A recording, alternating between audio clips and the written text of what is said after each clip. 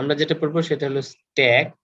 স্ট্যাকের যদি বাংলা করি তাহলে এটা বলা যায় যে স্তূপ, ঠিক আছে, বা পাইল ইংরেজিতে, হ্যাঁ। তাহলে এই যে এখানে আমরা দেখতে পাচ্ছি এক স্তূপ বই আছে, বা stack of books, stack of books.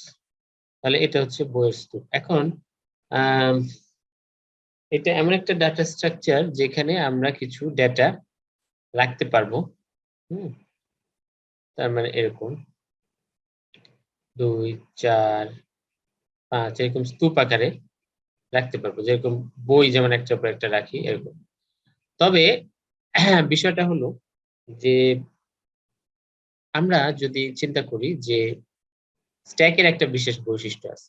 Stack of plate নিয়ে যদি স্ট্যাক অফ প্লেটস নিয়ে যদি চিন্তা করো, যে কাঁচের প্লেট বা সিরামিকের যেসব প্লেটে আমরা আম, খাওয়া দাওয়া করি সেই প্লেট, তাহলে বিয়ের বাড়িতে, ধরো বিয়ের বাড়িতে আম, যখন আমরা দেখি যে অনেকগুলি প্লেট এভাবে এভাবে সাজিয়ে রাখা একটা পর একটা, তারপরে কি করা হয়? তারপরে সবচেয়ে যখন খাওয়ার পরিবেশন করার প্রয়োজন হয় তখন সবচেয়ে নিচ থেকে একটা প্লেট টান দিয়ে তারপরে সেটা টেবিলে দেওয়া হয়, তাই না? তারপরে সবচেয়ে নিচে যেটা সেটা টান দেওয়া হয়, সেটা দিয়ে টেবিলে দেওয়া হয়, ঠিক না? আমার রাইট অর রং? না স্যার, উপর থেকে তো নেয়। হ্যাঁ, তার মানে আমি এটা এটা রং, তাই না? আমি যেটা বলছি সেটা ঠিক না। কারণ নিচ থেকে যদি আমি টান দেই তাহলে সেটা কি, এই উপরে গুলি সব পড়ে ভেঙে যাওয়ার সম্ভাবনা, বা নিচ থেকে টান দিতে অনেক শক্তি প্রয়োগ করতে হবে। আবার টান দিতে পারলেও এগুলি পড়ে সব ভেঙে যাওয়ার সম্ভাবনা, ঠিক আছে না? এদিকে যদি টান দিই তাহলে এদিকে পড়ে যাওয়ার সম্ভাবনা। তো তাহলে এটা হলো স্ট্যাকের একটা বৈশিষ্ট্য, যে সবচেয়ে উপরে যে থাকে। কারণ আমরা চিন্তা করি তো সবচেয়ে উপরে যে আছে সে কখন আসছে, সবচেয়ে প্রথমে আসছিল নাকি, নাকি সবচেয়ে প্রথমে যে সবচেয়ে নিচে আছে সে আসছিল? সবার শেষে আসছে স্যার। এটা সবার শেষে আসছে, তাই না? তাহলে এই সবার শেষে যে আসে তাকে আমরা সবার প্রথমে এই স্ট্যাক থেকে আউট করি। এই জন্য এই ডাটা স্ট্রাকচারটার আরেকটা নাম হচ্ছে লি লাইফো। হ্যাঁ, লাইফো মানে হচ্ছে last in first out, last in first out. Okay, so এটা হলো।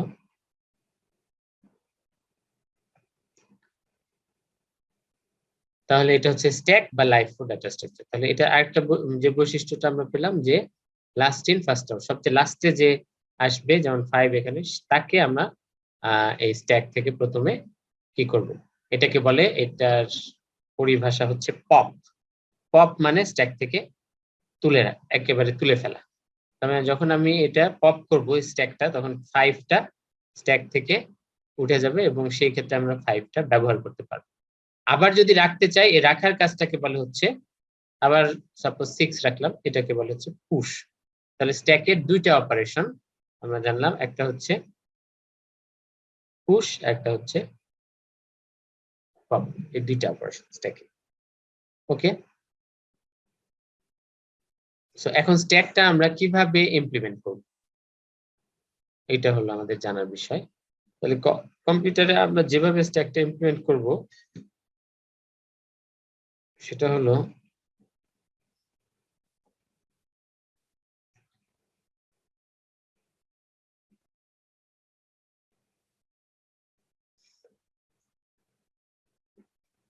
আমরা আসলে একটা পাইথন লিস্ট ব্যবহার করি, অথবা সি বা সি প্লাস প্লাসে যদি আমরা করি তাহলে অ্যারে ব্যবহার করতে পারি। হ্যাঁ, বা আমরা পাইথন লিস্ট ব্যবহার করবো। আমরা যেহেতু পাইথন ইমপ্লিমেন্ট করবো, আমরা পাইথন লিস্ট ব্যবহার করবো। তো এখানে মজার বিষয় হচ্ছে যে আমরা যে অ্যাবস্ট্রাকশনের কনসেপ্ট পড়ছি আগে, এই অ্যাবস্ট্রাকশনের কনসেপ্টটা চলে আসছে। তার মানে হচ্ছে যে এই যে আমরা স্ট্যাকের,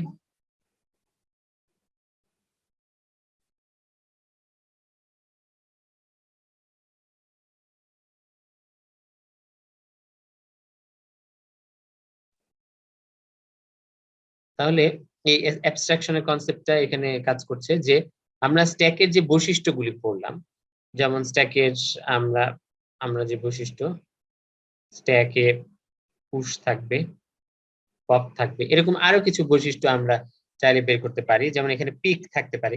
পিক মানে হচ্ছে, যেমন পুশ পপের কথা বলছি আমি, পিক থাকতে পারে মানে হচ্ছে যে এখানে স্ট্যাকে কি আছে সেটা উঁকি দিয়ে দেখলাম, বাট সেটাকে পপ করলাম না, তুলে ফেললাম না। ইজ এমটি মানে স্ট্যাকটা কি এমটি কিনা সেটা দেখা। সাইজ মানে স্ট্যাকে এখন কতজন মেম্বার আছে, এগুলি। ঠিক আছে, তো এগুলি হচ্ছে স্ট্যাকের অ্যাবস্ট্রাক্ট বৈশিষ্ট্য বা অ্যাবস্ট্রাক্ট ক্যারেক্টারিস্টিক্স অথবা অপারেশন, অ্যাবস্ট্রাক্ট অপারেশন। এই অপারেশন গুলি আমরা বিভিন্ন ভাবে ইমপ্লিমেন্ট করতে পারি। যেমন সি তে সি প্লাস প্লাস অ্যারে দিয়ে ইমপ্লিমেন্ট করতে পারি, পাইথনে লিস্ট দিয়ে ইমপ্লিমেন্ট করতে পারি। আবার লিস্টটাকেও কিভাবে যে ব্যবহার করব সেটার মধ্যে পার্থক্য থাকতে পারে। আবার আমরা পরে দেখবো যে আমরা পরে যেটা পড়বো যে লিঙ্ক লিস্ট, সেই লিঙ্ক লিস্ট দিয়ে এটা ইমপ্লিমেন্ট করব। তার মানে এটার অ্যাবস্ট্রাক্ট কনসেপ্ট থেকে তার ইমপ্লিমেন্টেশনটা আমরা দেখতে পাচ্ছি, ইমপ্লিমেন্টেশন আমরা দেখতে পাচ্ছি যে আলাদা। ঠিক আছে, এটাই হচ্ছে স্ট্যাক অ্যাবস্ট্রাক্ট ডাটা টাইপ। ঠিক আছে, তাহলে এখন আমরা দেখি যে আমরা কেমনে ইমপ্লিমেন্ট করছি। একটা এক্সাম্পল আমরা দেখি। এখানে যেটা দেখা যাচ্ছে যে আমরা এটা বোঝার জন্য যেটা বুঝতে হবে যে পাইথনের লিস্টটা কিভাবে কাজ করে। তো যদি আমরা দেখি যে এখানে একটা সিম্পল লিস্ট আমি তৈরি করবো পাইথনে। সাপোজ এল একটা লিস্ট, হ্যাঁ, বা এ একটা লিস্ট। এ একটা লিস্ট হলে আমরা সাপোজ লিস্টটা এমটি লিস্ট আকারে তৈরি করলাম। তাহলে এখন প্রিন্ট আমি যদি বলি এ, তাহলে লিস্টের মধ্যে কিছু নেই। এখন এই লিস্টের মধ্যে যদি আমি কিছু অ্যাড করতে চাই, তাহলে যেটা করা যায় যে লিস্টের নাম ডট অ্যাপেন্ড নামে একটা ফাংশন আছে পাইথনে, অ্যাপেন্ড টু। তাহলে অ্যাপেন্ড টু দিলে লিস্টের মধ্যে এখন, আগে কিন্তু ফাঁকা ছিল, এখন আমরা দেখবো যে লিস্টের মধ্যে কিন্তু টু বসে গেছে। আবারও যদি আমি এ ডট অ্যাপেন্ড 5, তাহলে আমরা দেখবো যে 2 এর পরে কিন্তু 5 চলে আসছে। প্রিন্ট এ, আবারও প্রিন্ট করবো। তাহলে 2 এর পরে আমরা দেখতে পাচ্ছি যে প্রথমে 2টা আসলো,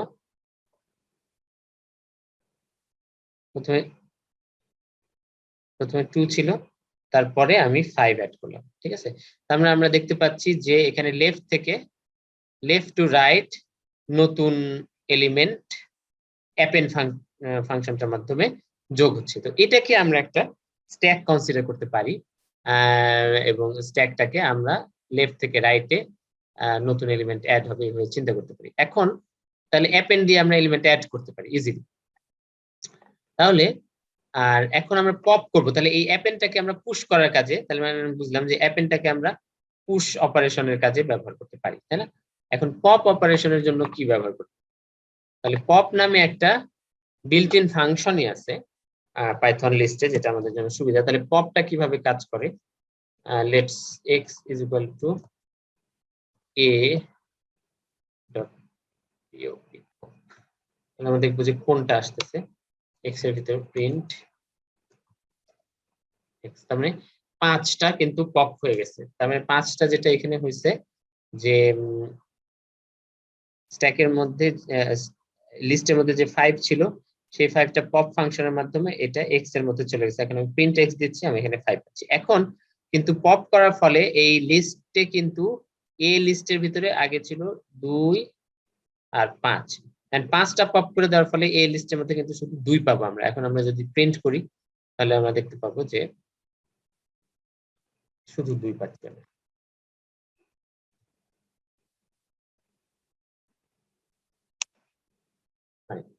তো এই বৈশিষ্ট্যটাকে আমরা পাইথনের এই বৈশিষ্ট্যটাকে আমরা যেটা করতে পারি যে স্ট্যাক আকারে ব্যবহার করতে পারি। তাহলে তাহলে এখানে দেখো যে এই প্রোগ্রামটা একটা স্ট্যাক নামে একটা লিস্ট রাখা হয়েছে, যে লিস্টের ভিতরে আমি প্রথমেই কিছু এলিমেন্ট রাখছি 1 2 3।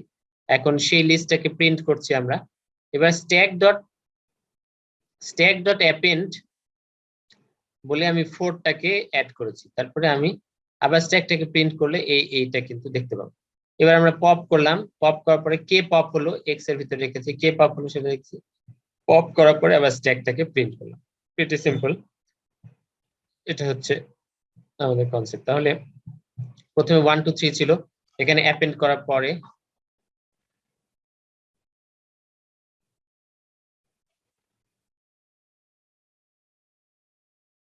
প্রথমে 1 2 3 ছিল, এখানে যখন 4টাকে অ্যাপেন্ড করলাম, তারপরে প্রিন্ট করার পরে এখানে 4টাকে পাচ্ছি, 1 2 3 4 পাচ্ছি আমরা।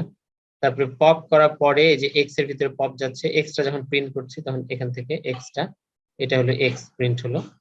এবং পপ করার পরে আবার যখন পুরো স্ট্যাকটা প্রিন্ট করলাম, সেখানে দেখছি 1 2 3 4, যেখানে 4টা আগে ছিল 4টা এখানে নাই, শুধু 1 2 3 আছে। এই হলো বিষয়।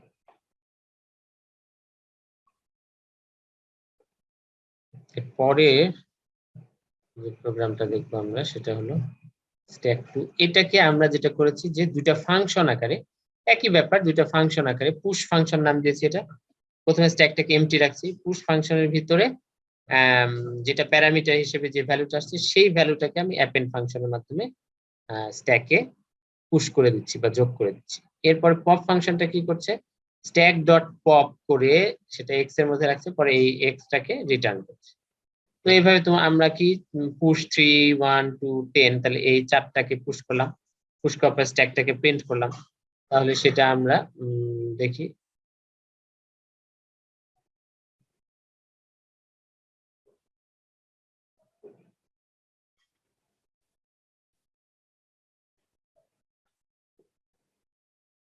তাহলে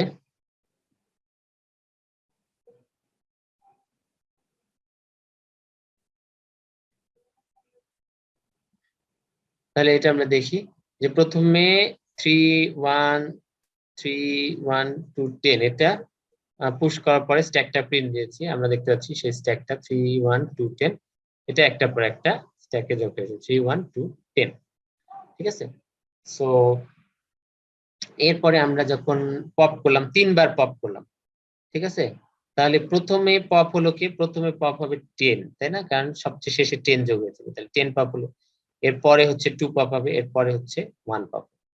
এবং আফটার পপিং আমরা যেটা করছি, স্ট্যাকটাকে প্রিন্ট দিলাম, প্রিন্ট দিলে আমরা দেখবো যে শুধু 10 শুধু 3 আছে, কারণ 10 2 1 10 2 1 এই তিনটা স্ট্যাক থেকে চলে গেছে, শুধু স্ট্যাকে আছে 3।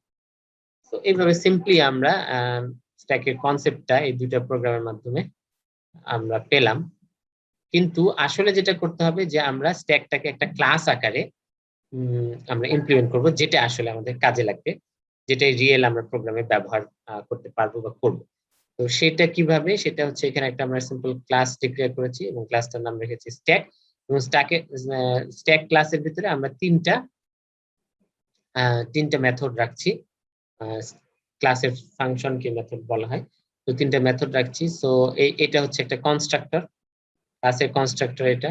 সুতরাং এটা প্রথমেই একটা আইটেম নামে একটা লিস্ট তৈরি করবে, যেটা থাকবে এমটি। এবং এরপরে আমরা শুধু পুশ আর পপটাকে লিখলাম, এটা আগে যেভাবে লিখেছিলাম, শুধু পার্থক্য হলো এখানে সেলফ, কারণ পাইথনের প্রত্যেকটা মেথড, যে মেথড কল করি আমরা, সেই মেথডে প্রথম প্যারামিটারটা হচ্ছে সেলফ প্যারামিটার।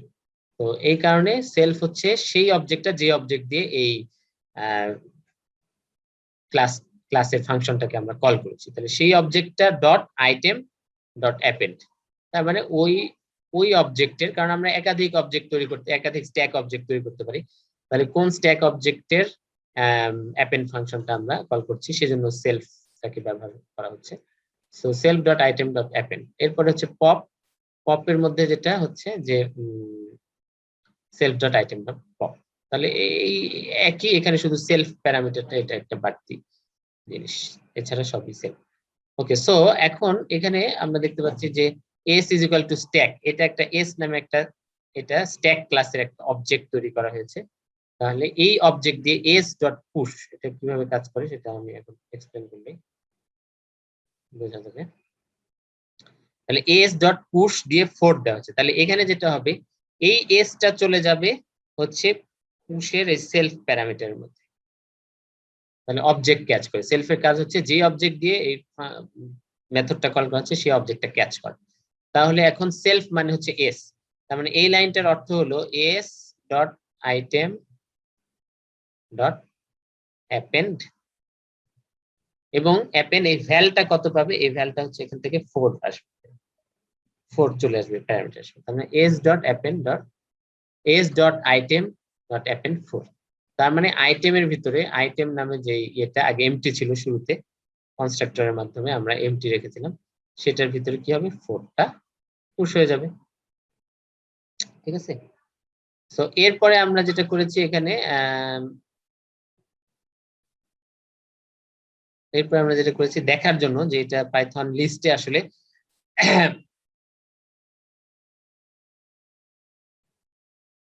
হেটারোজেনাস এলিমেন্ট রাখা যায় পাইথন লিস্টে। নরমালি সি তে আমরা জানি যে যদি আমরা একটা ইন্টিজার টাইপের অ্যারে ডিক্লেয়ার করি, ইন্টিজার A10, এই ইন্টিজার এ অ্যারের ভিতরে বা ইন্টিজার আইটেম নাম যদি দেই, সাপোজ 100 দিলাম, তাহলে এই আইটেম অ্যারের ভিতরে আমি শুধু ইন্টিজারই রাখতে পারবো, অন্য কিছু রাখতে পারবো না। হ্যাঁ, A B C cat dog এগুলি রাখতে পারবো না, বাট পাইথনের লিস্টটা কিন্তু অনেক বেশি পাওয়ারফুল সেদিক থেকে। সো এই জন্য আমরা কি ক্যাটও রাখতে পারবো, সেই জন্য আমরা কি করলাম এস ডট পুশ। একইভাবে এই সেলফের ভিতরে এস চলে যাবে, তার আর এই ভ্যালের ভিতর চলে যাবে হচ্ছে ক্যাটটা, তাহলে ভ্যালের ভিতর ক্যাট যাবে, সেজন্য এই লাইনটার অর্থ দাঁড়াবে এরকম S dot item dot append cat. এই জন্য যেটা হবে আইটেমের পরের এলিমেন্টটা হবে ক্যাট। একইভাবে আবার এস ডট পুশ 8 করলে এর পরের এলিমেন্টটা হবে 8 আইটেমের। এখন আমরা পপ করছি, তাহলে পপ করলে পপটাকে কল করেছি, যেটা হবে এস ডট পপ। তাহলে এস ডট পপ মানে এখানে সেলফটা পাবে হচ্ছে এই পপ মেথডের সেলফটা পাবে এস, তার মানে এটার মানে হবে S dot item dot pop. তাহলে এস অবজেক্টের আইটেম থেকে পপ হবে কত, 8 পপ আমরা ক্লিয়ারলি দেখতে পাচ্ছি। এরপরে দ্বিতীয়বার ক্যাট পপ হবে, তৃতীয়বার হবে 4 পপ। তাহলে এটা আমরা যদি রান করি তাহলে আমরা দেখতে পাবো ক্লিয়ারলি